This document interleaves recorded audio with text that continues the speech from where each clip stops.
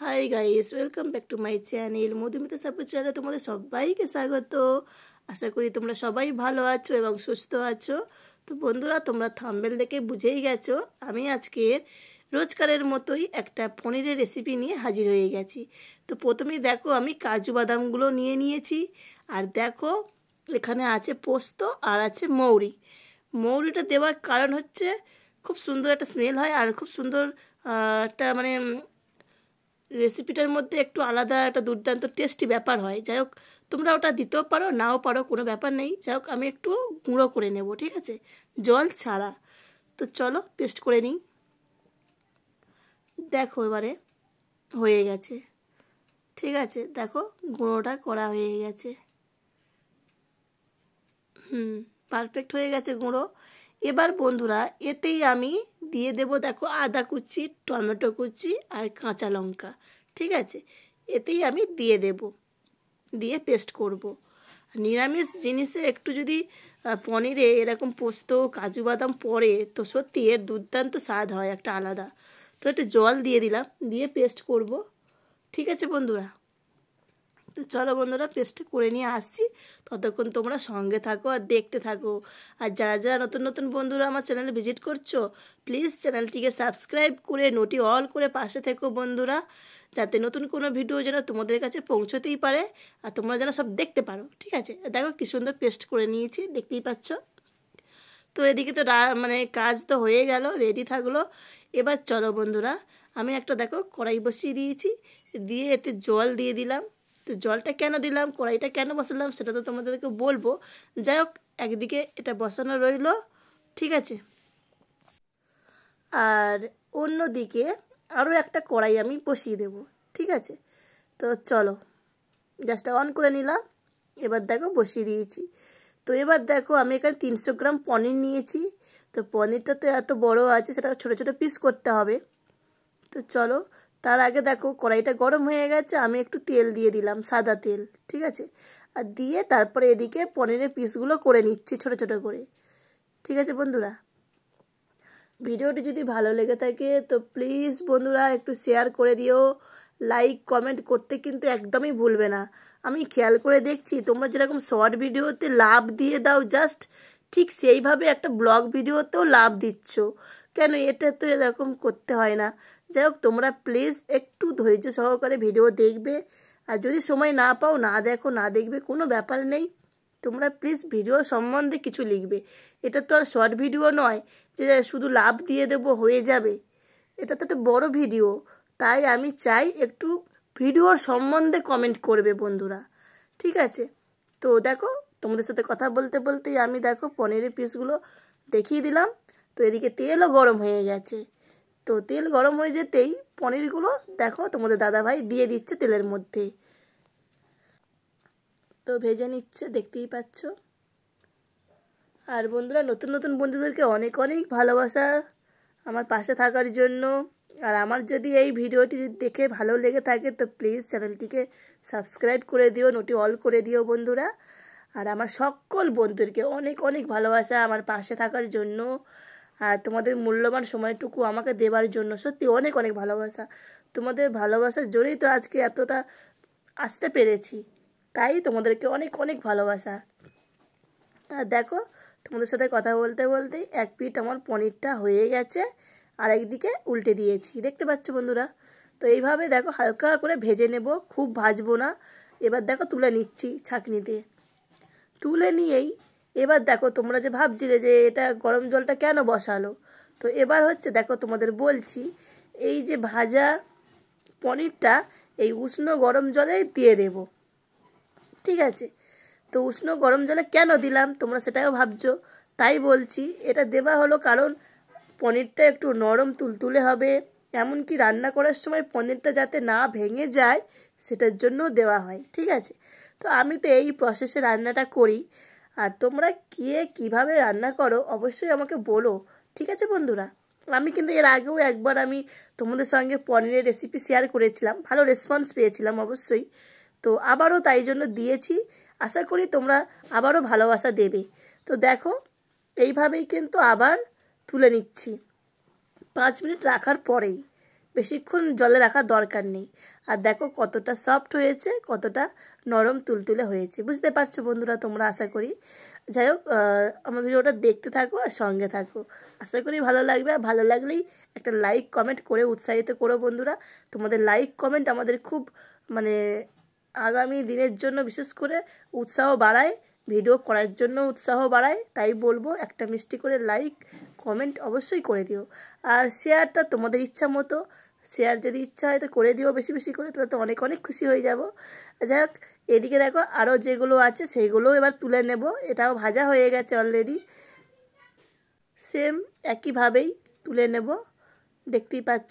নিয়ে কিন্তু জলের মধ্যে 5 মিনিট রেখে দেব, বেশিক্ষণ রাখতে হবে না, একটু 5 মিনিট থাকলেই এনাফ। তো দেখো একইভাবে দিয়ে দিলাম।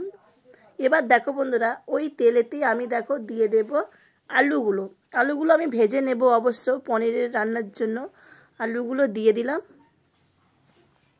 আর এদিকে দেখো আমি পনিরটাও তুলেও নিলাম।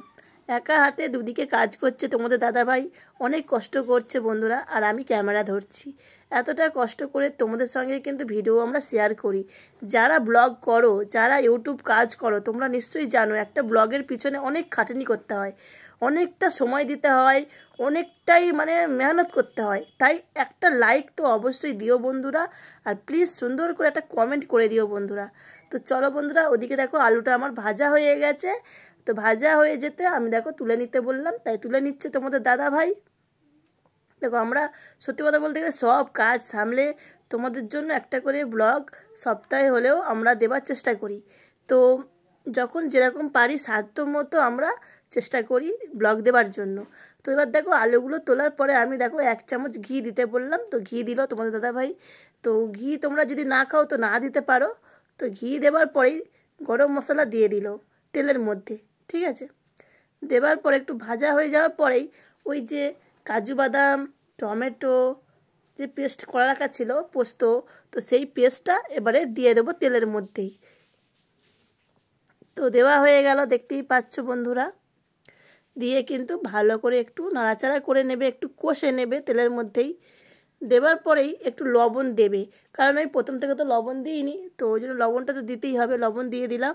দেওয়ার পরে ভালো করে আবার একটু কষে নিতে হবে, ঠিক আছে। আর এখানে কালার করার জন্য আমি অবশ্যই কাশ্মীরি লঙ্কার গুঁড়ো ব্যবহার করব, আর শাহি গরম মশলা তো লাগেই, তো নামানোর আগে আমি দেব। যাই হোক, তো 2 রকম মশলা তোমাদের দেখিয়েও দিলাম। তো চলো ওদিকে কি হচ্ছে দেখো। এটা অবশ্য আমি লঙ্কার গুঁড়ো দিয়েছি, ঠিক আছে বন্ধুরা। লঙ্কার গুঁড়ো দিয়ে ভালো করে তো দিয়ে দিলাম দেখলেই। এবার দেখো বন্ধুরা, আমি এবার একটু দিয়ে দেব হলুদ গুঁড়ো, ঠিক আছে। হলুদ গুঁড়ো দিয়ে দিলাম। দেবার পর দেখো এই যে কাশ্মীরি লঙ্কার গুঁড়ো আমি দেখালাম, তো এটাও দিয়ে দিলাম কালারফুলের জন্য, ঠিক আছে। তো দেওয়ার পর ভালো করে আবার দেখো নাড়াচাড়া করে নিলাম, কষে নিচ্ছি। আর দেখো তোমরা দেখতেই পাচ্ছ কতটা তেল উঠেছে আর কতটা মানে কালারটা চেঞ্জ হয়ে গেছে। দেখো কতটা সুন্দর হয়েছে, দেখো কতটা সুন্দর কালারফুল হয়েছে। একটু চিনি দিলাম, নিরামিষ যেহেতু একটু চিনিটা দিলেই খেতে কিন্তু আরও বেশি টেস্টফুল হয়। তো চিনি দিলাম। দেখো ফ্লেভারটা দেখো কত সুন্দর হয়েছে, দারুণ। তো এবার দেখো যেগুলো ভেজে রেখেছিলাম আলুগুলো, এবার আলুগুলো দিয়ে দিলাম, ঠিক আছে। দেওয়ার পর ভালো করে এইভাবে আবার কষে নেব, ঠিক আছে বন্ধুরা। কষতে কষতে এবার দেখো আমি জল দেব, সরি এটা জল নয় অবশ্য দুধ, ঠিক আছে। তো এটা গুঁড়ো পাউডারের দুধ দিলাম জলের বদলে। জল দিলে টেস্টটা আলাদা হয়, আর দুধ দিলে তার টেস্ট আলাদা হয়। তো আমরা দুধ দিয়েই সিদ্ধ করব, ঠিক আছে। তো দুধ দেওয়ার পরেই ভালো করে দেখো আবার নাড়াচাড়া করে নিলাম মশলাটাকে, আলুটা ভালো করে, ঝোলটাকে ভালো করে আবার নাড়াচাড়া করে নিলাম, দেখতে পাচ্ছ বন্ধুরা। আর কালারটা কত সুন্দর হয়েছে দেখেছো তো। আর সত্যি এত সুন্দর খেতে হয়েছিল। আমি কিন্তু পনির খাই না, তবু কিন্তু আমি খেয়েছি, মানে এতটা সুন্দর হয়েছিল। তো যারা খায় না পনির তারাও খাবে যদি এই প্রসেসে রান্নাটা যদি করে তবেই। তো তাই বলবো বন্ধুরা, ঠিক এইভাবে রান্না করবে বাড়িতে, আর সবাই মিলে খাবে নিরামিষ পনিরের রেসিপি। ঠিক আছে, এইভাবে রান্না করে। তো ঠিক আছে, চলো বন্ধুরা, একটু ঢাকা দিয়ে রাখতে হবে অবশ্যই। তো ঝোলটা দেখো ফুটে ফুটে গেছে, আর তেলও কতটা ছেড়ে গেছে দেখতেই পাচ্ছ। তোমাদের দেখিয়ে দিলাম, খুব সুন্দর একটা কালার হয়ে গেছে, দারুণ, হেবি সুন্দর, হেবি সুন্দর হয়েছে। তো আবার দেখো, তোমরা দেখতে পাচ্ছ কতটা ঘন হয়ে যাচ্ছে, ঝোলটা অনেকটা কমে গেছে। এবার দেখো পনিরগুলো দিয়ে দিচ্ছি।